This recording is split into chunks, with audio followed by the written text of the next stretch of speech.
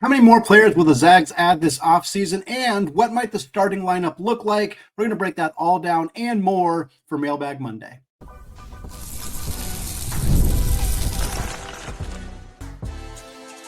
You are Locked On Zags, your daily podcast on the Gonzaga Bulldogs. Part of the Locked On Podcast Network, your team every day. What is going on, y'all? Happy Monday, and welcome into the Locked On Zags podcast, part of the Locked On Podcast Network, your team every day. I'm your host and longtime Gonzaga podcaster, Andy Patton, here to bring you news and updates on all things Zag athletics. Today's episode of Locked On Zags is brought to you by Monarch Money. Take control of your finances with Monarch Money. Use code LOCKEDONCollege at monarchmoney.com for 50% off your first year.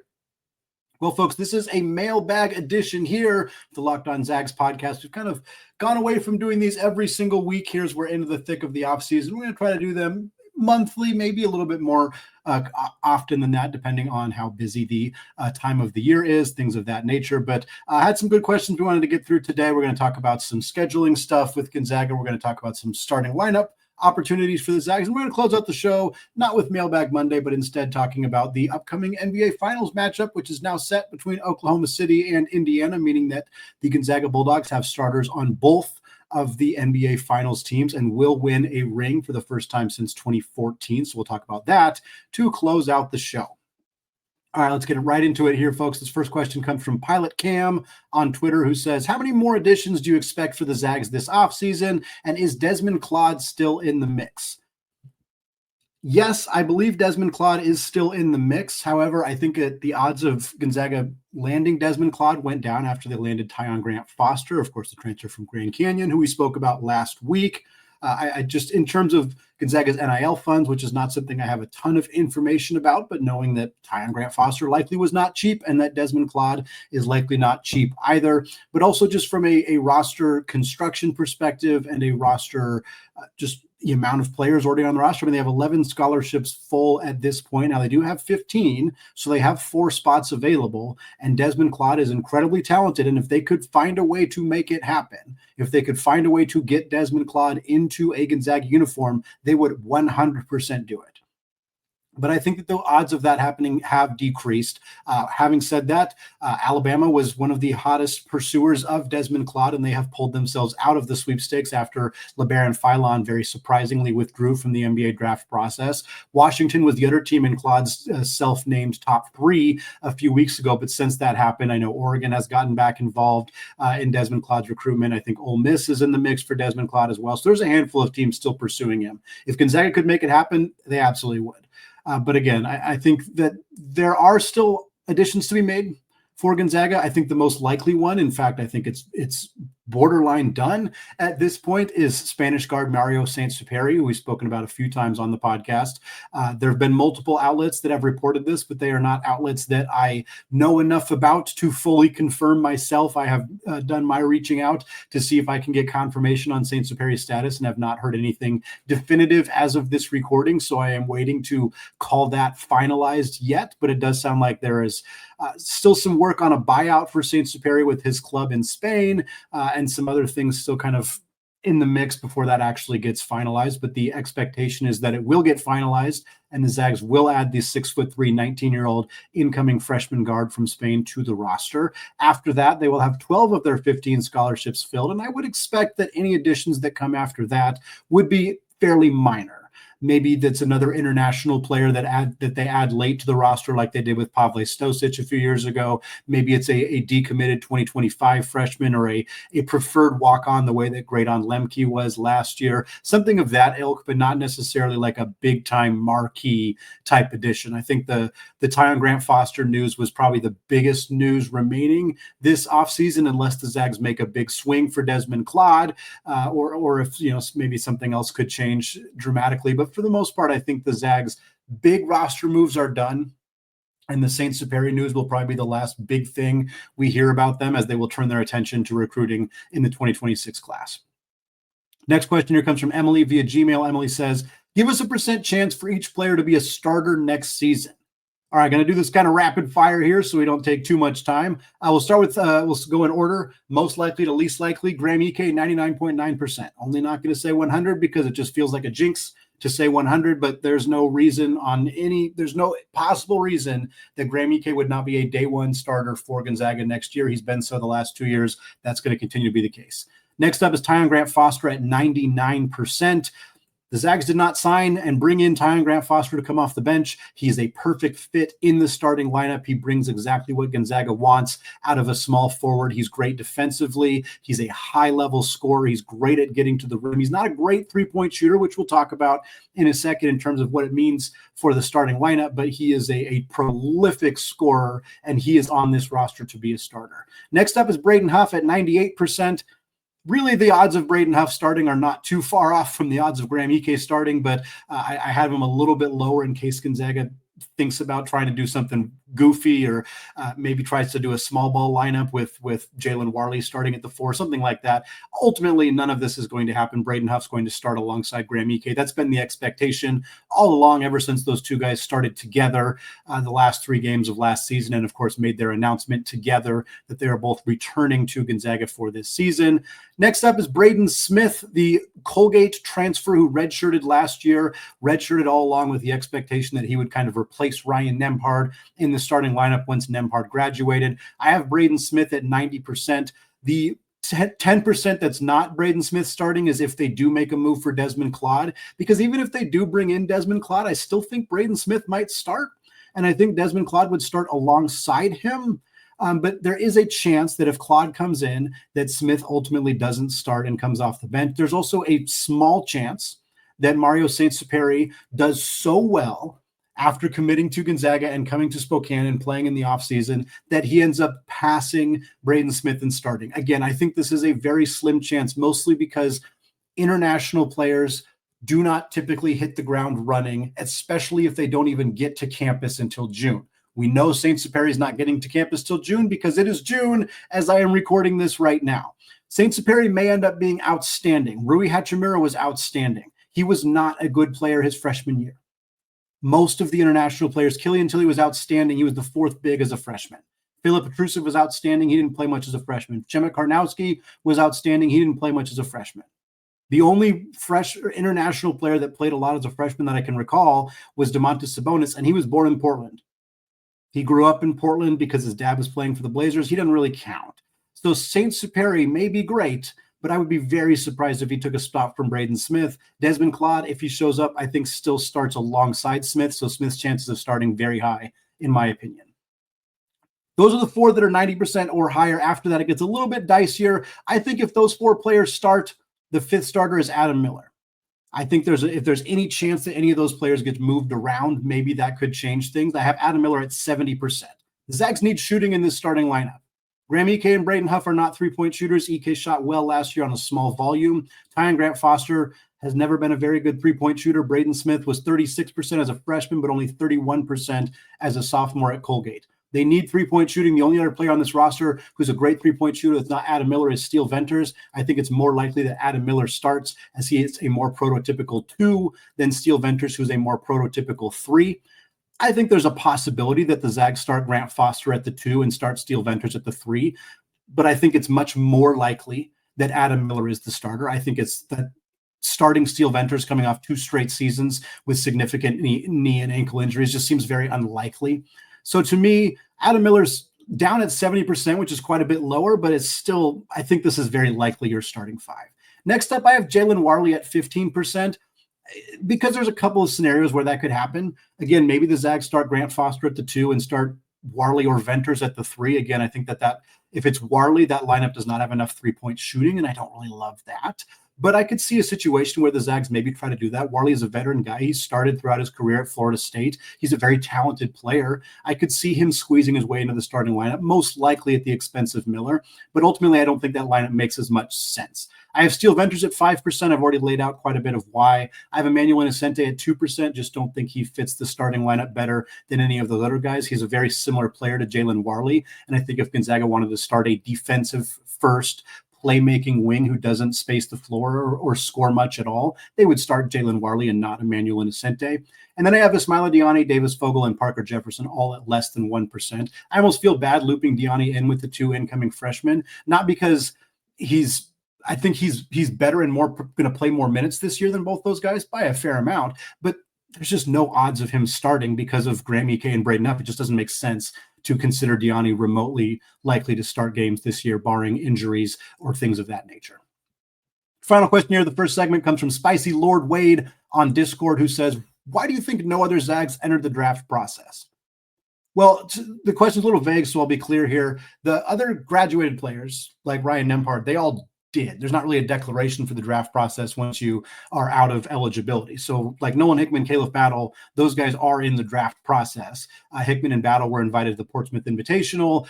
Ben Gregg was not seemingly invited to any post-season events or tournaments or things of that nature, but they're going to work out for teams. They're going to get their opportunities to, I know that Hickman and Battle were both at a LA-based showcase from their agency as well. So those guys are in the draft process, just not likely to get drafted. In terms of players on Gonzaga's roster, they just didn't feel the need to. I don't see a lot of other players who are currently on this roster like Venters or Venters wouldn't make sense because he's recovering from an injury. Ike and Huff, I think they were just wanted to focus on coming back to Gonzaga. I don't see them as super likely draft prospects at this point anyway, but it didn't make a lot of sense for them to do that and go through the hustle and the bustle and all of the kind of noise that goes with going through the draft process if ultimately they were just going to return to school anyway.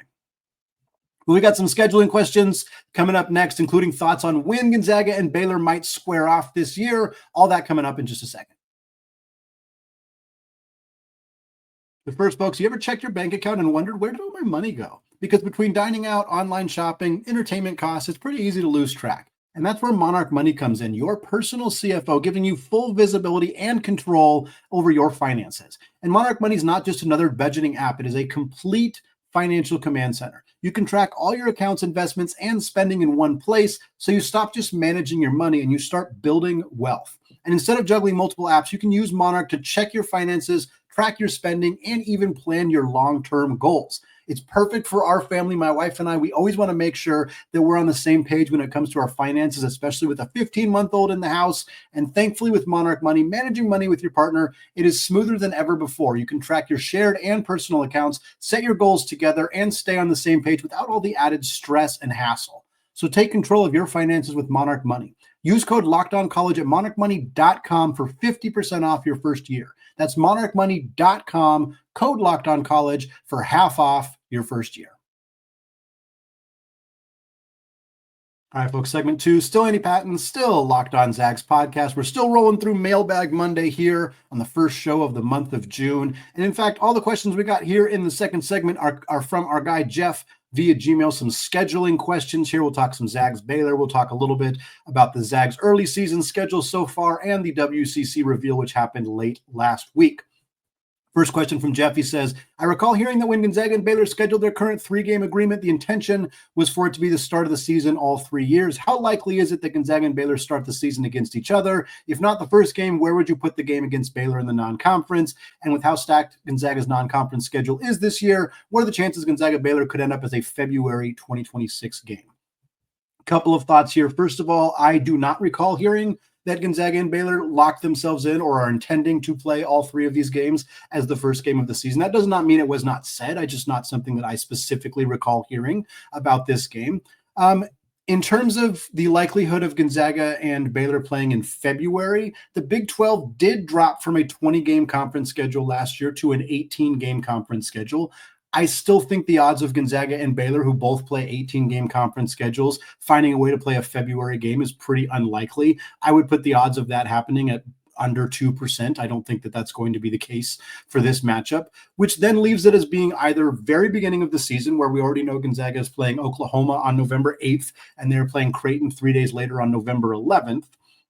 So if Gonzaga were to play Baylor in the first game of the season, somewhere after November 5th, that would be your first 3 games. And that's a pretty rigorous first 3 games. Doesn't mean it won't happen. Gonzaga played a couple of tough games early in the season last year with with Baylor and Arizona State and then San Diego State. I think there was a game sandwiched in the middle, but they still played a lot of tough teams early. So maybe they'll try to do that again.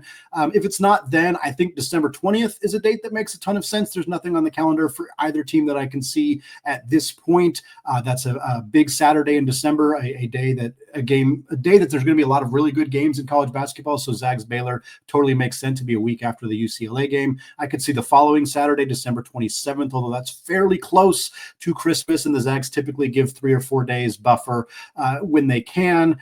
Other than that, I think it could be maybe a little bit later in November, but you start to run the risk of it getting too close to the Players Era Invitational. So to me, it's late December or it is right at the start of the season. I think it's one of those two, and I'm not sure there's a lot of other options that really make a ton of sense for Gonzaga at this point. Next question from Jeff. He says, with Oklahoma and Creighton playing in Spokane in back-to-back games in November, has Gonzaga ever played tougher back-to-back games in Spokane? And Jeff also mentioned in December of 2015 when they played Arizona and UCLA in back-to-back games, although there was actually a game in between those two. They played Montana between Arizona and UCLA, so they did not actually play those two games back-to-back. Otherwise, that would clearly be the answer. That would be the toughest 2 games Gonzaga's played back-to-back, unquestionably. I went back about 15 years looking through Gonzaga schedules. I didn't see anything that was even remotely close to that. And honestly, I didn't see much that was really close to what Gonzaga will ultimately do with Oklahoma and Creighton. With, again, Oklahoma, that game will be at the Spokane Arena. Creighton's hasn't formally announced, but I expect that game will be played at the Kennel. So that'll be back-to-back games in Spokane, although not both at the Kennel. Looking back at Gonzaga's schedule, in 2011, they played Notre Dame and Michigan State back-to-back at home. That Michigan State team was the Draymond Green team, and they were very good, but that Notre Dame team wasn't all that great. And then in 2009, they hosted Wazoo, a team they beat by 5 in that game. I think Matt Bolton had like 30 in that one. And then they also played Wake Forest to the next game and lost that one by 2. So maybe that's close, but I don't think that's better than Oklahoma and Creighton. And honestly, I'm not super high on either of these teams. Creighton is a borderline top 25 team, in my opinion. In fact, for those of you who listen to Locked On College Basketball, we did our way too early top 25s on today's show on Monday, and I did have Creighton just outside my top 25. Oklahoma's not a team that I have ranked at this point, so I don't think they're like electric teams or anything, but Gonzaga doesn't typically play 2 great teams back-to-back in Spokane. I looked for maybe they played Memphis and St. Mary's back-to-back one of the years that Coach Cal and the Tigers came to town, and I didn't see that. If they ever played BYU and St. Mary's back-to-back, I didn't see it in the calendar, but that would probably rival some of these schedules, considering how good those BYU and St. Mary's teams frequently were when they were both in the WCC. Final question here from Jeff says, of the teams likely to finish in the top half of the WCC, which team do you think has the hardest conference schedule, and which team do you think has the easiest? Yeah, I think it's got to be Oregon State for easiest. They're only getting Gonzaga and St. Mary's once each, and I mean that's it. There's just not really. I think the only reason I would even hesitate about saying it's Oregon State is that I'm not sure they're a top 5 team in the WCC. To be perfectly honest, I think that they're a top half team, which I guess would be a top 6 team because they lost everybody. Their entire starting lineup's gone. They had 6 players transfer to power conference programs last year. It was just a really rough offseason for Wayne Tinkle and the Beavers. They brought in some talented players. And I think they're going to be fine, but fine is between 5th and 7th, maybe even 8th in the WCC. So I'm not really sure that I think I buy them necessarily as a lock to be a top half team. But if they are, they're probably the team with the easiest schedule. Hardest, I didn't pull all the schedules, so I'm actually not exactly sure who has the hardest schedule out of these teams. I think they're all fairly close. There weren't any teams that got really screwed over in the scheduling that I noticed. I think Oregon State definitely got the easier end by not having to play Gonzaga and St. Mary's twice each, but the rest of them were all fairly close to even in my book. Well, folks, we're done with mailbag. We're going to move away. Gonzaga is the only program in the country that has starters on both of the NBA Finals teams. We're going to talk about the Chet Holmgren versus Andrew Nembhard battle coming up in the NBA Finals to close out this show in just a second.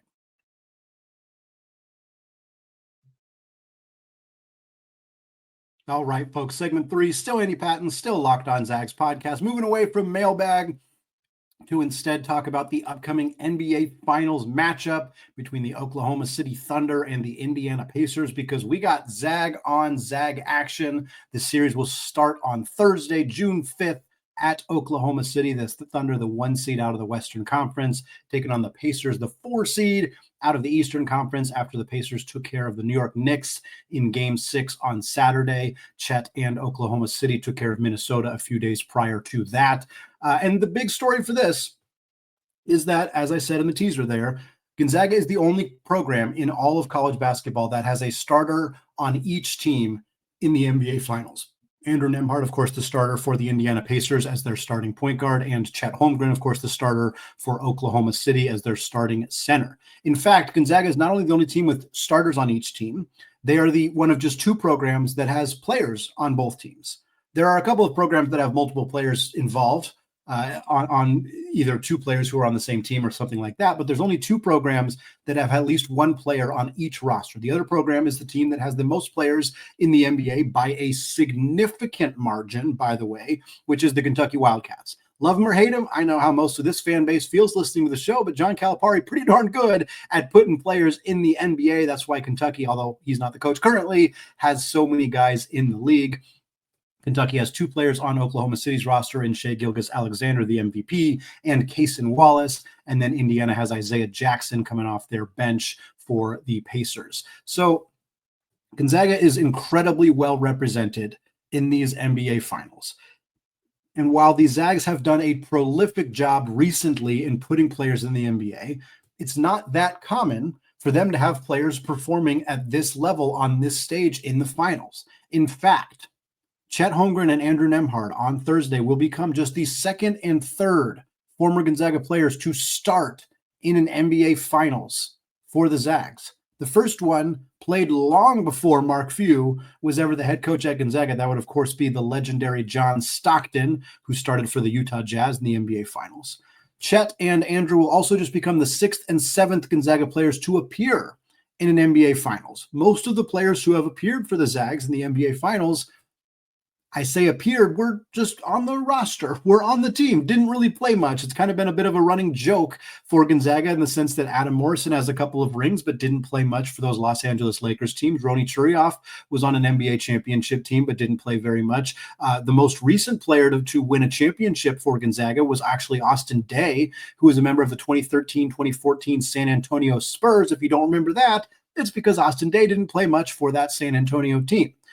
Kelly Olynyk was also a member of the Miami Heat in an NBA Finals appearance. They did not win in that Finals appearance, but he was on that roster. I was a little surprised he didn't start for that team, but regardless, this is rarefied air for Gonzaga and a testament to what this program has been able to build over the last, really 20 years under Mark Few, but in particular the last 8 to 10 years as we've seen the rise of players getting into the NBA. The first 10 plus years of Mark Few's tenure, they were great. Don't get me wrong. And they put guys in the league. Dan Dickau had a nice NBA career. Rony Churioff, we talked about him. He had a nice NBA career.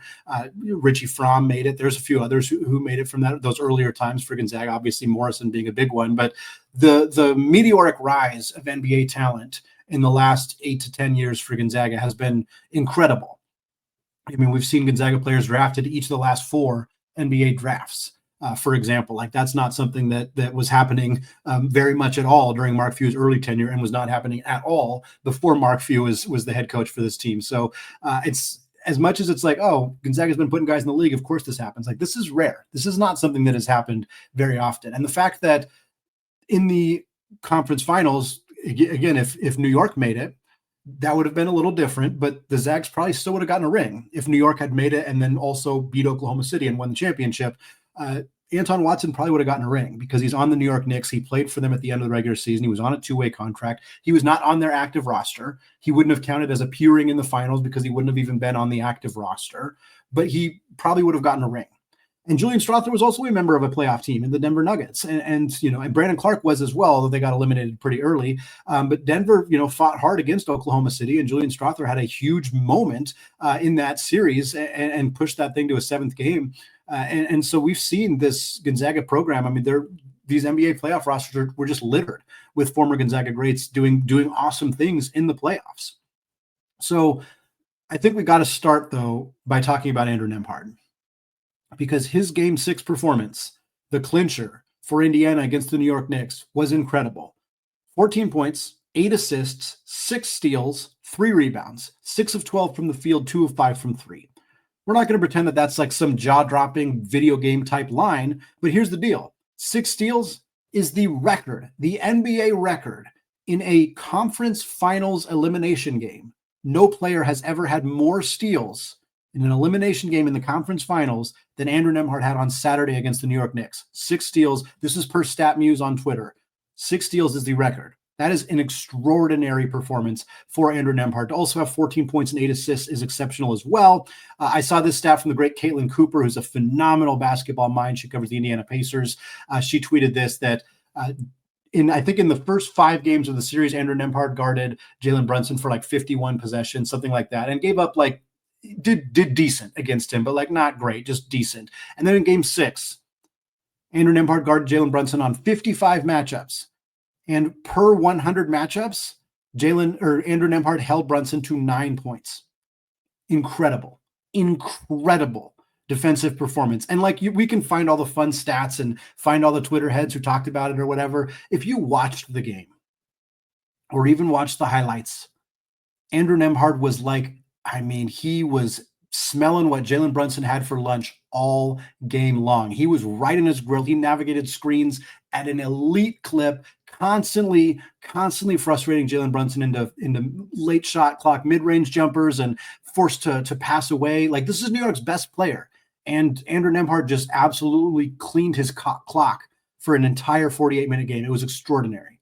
It was some of the best individual on-ball defense that I've seen in an NBA playoff game in a really long time. And it came from a guy who, let's be honest, Andrew Nembhard did not come out of Gonzaga being known for his defensive presence. He wasn't a bad defender. He was a hardworking defender, but this is not what he was known for. This was not the role that people expected him to fill.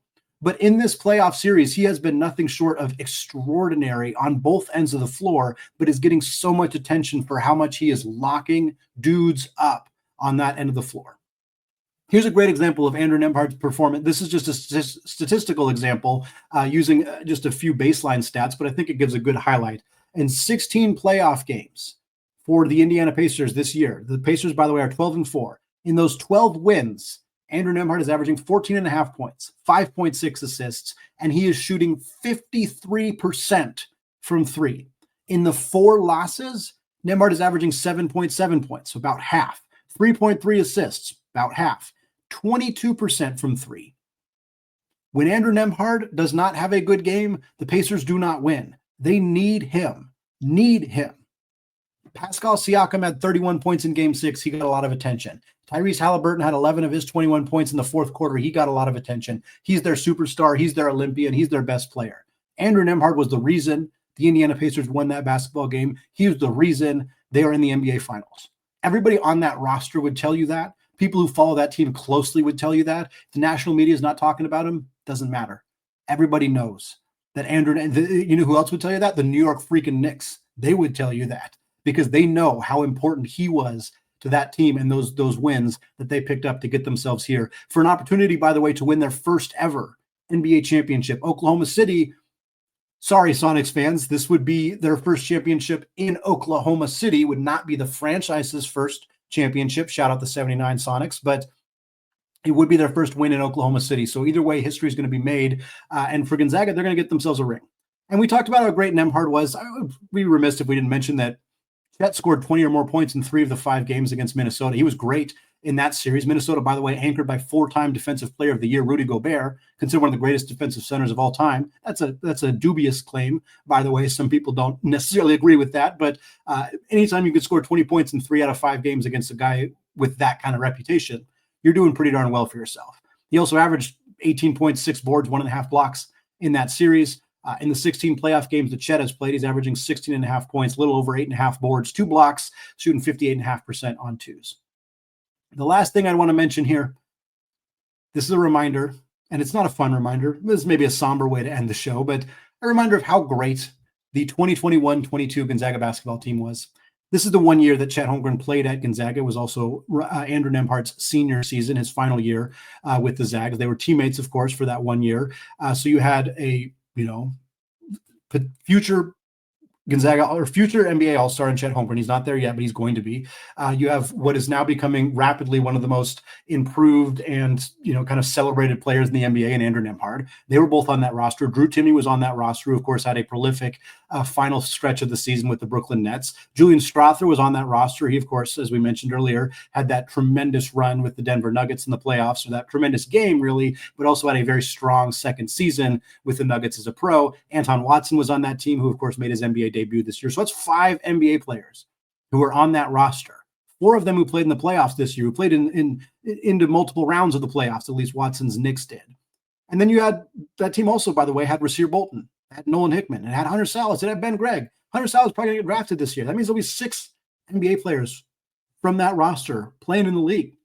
I don't think Ben Gregg, Nolan Hickman, Rasir Bolton are probably not NBA players. Maybe one of them sneaks in if they play well in a G League game. I know Bolton's already playing overseas, but for Nolan or Ben, maybe that could happen. But what an incredible roster. What an incredibly talented team. If you're wondering what in the heck happened, that was the Arkansas year. That was the year that Gonzaga in the round of 32 kind of just screwed around with Memphis for the first half, was down 10. Drew Timme went nuclear in the second half. They won that game. And then the Arkansas, the Jalen Williams, all the flopping, all of the drawing the fouls. Chet Holmgren fouled out of that game. Gonzaga never really got themselves back in it. Lost in the Sweet 16 to Arkansas. Frustrating year. The Zags were 28-4 that year, 13-1 in the conference. That was a championship caliber team. And it was so disgusting that the season ended the way that it did. And seeing the way that these guys are playing in the NBA now makes it even more painful to know what could have been with that Gonzaga roster. On that somber note, that's going to wrap it up for us today here on the Locked On Zags podcast. We'll be back later this week. More on these NBA finals. We'll keep talking about it because it's going to be a lot of fun to cover this. Keep you up to date on any more transfer portal news. We'll keep you up to date on the Mario Saint-Supery sweepstakes as well. What's going on with the women's basketball team, Ryan Nembhard's quest to get drafted, all that and more as we get into June here on Locked On Zags. Thanks again, folks, for making the show your first listen or your first watch of the day. And until next time, as always, go Zags.